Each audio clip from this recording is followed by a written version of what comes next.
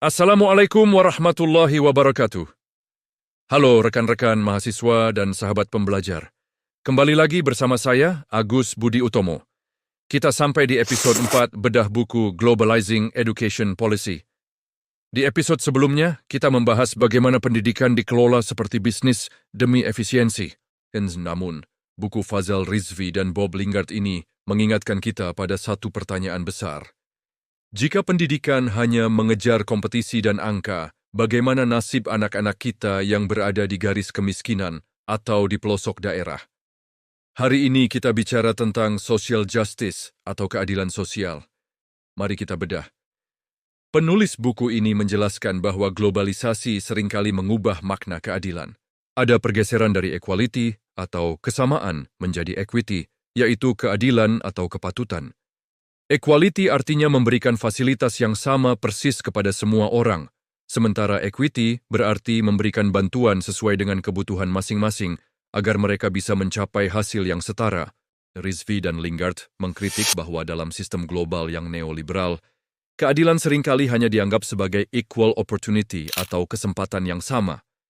Padahal, memberikan kesempatan yang sama kepada anak di Jakarta dan anak di pelosok Riau untuk ikut ujian yang sama, tapi tanpa fasilitas internet yang sama, itu bukanlah sebuah keadilan.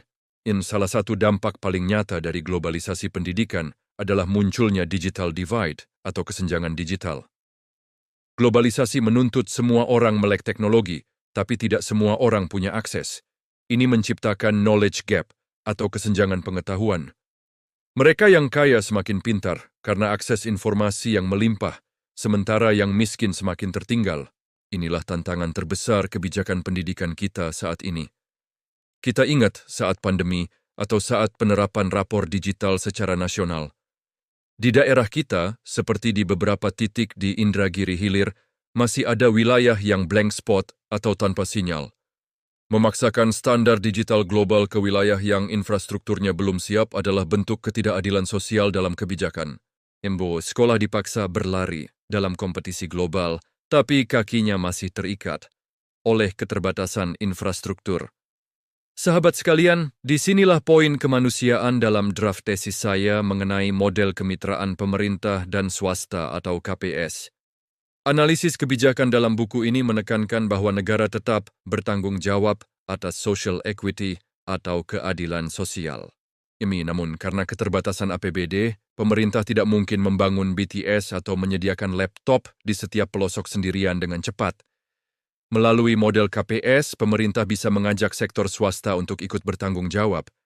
Swasta tidak hanya mencari untung di kota besar, tapi melalui skema kemitraan yang saya susun, mereka didorong untuk ikut membangun akses digital di pelosok. Jadi, KPS dalam riset saya bukan sekadar efisiensi bisnis, tapi instrumen untuk mewujudkan keadilan sosial bagi siswa di daerah. Kesimpulan episode 4, keadilan sosial jangan sampai dikorbankan demi mengejar skor internasional.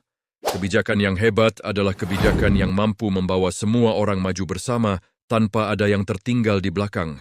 Di episode terakhir nanti, kita akan merangkum semuanya, masa depan kebijakan. Bagaimana Indonesia harus bersikap di masa depan? Saya Agus Budi Utomo, praktisi analisis kebijakan publik. Jangan lupa subscribe, like, komen, dan share. Mari kita kawal kebijakan pendidikan agar lebih berkeadilan. Wassalamualaikum warahmatullahi wabarakatuh.